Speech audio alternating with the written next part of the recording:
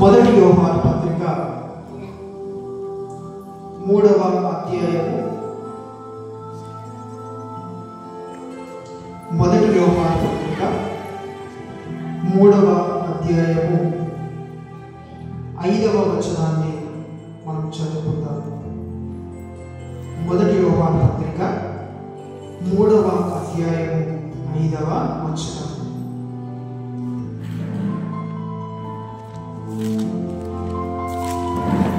పాపములను తీసివేయుటకై ఆయన ప్రత్యక్షమాయనని మీకు తెలియదు.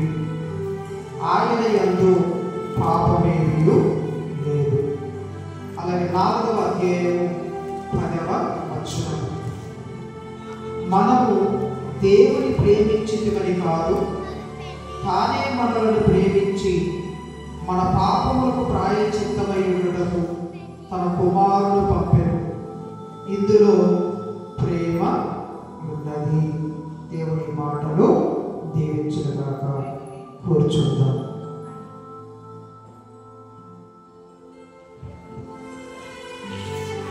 కూర్చుందాం.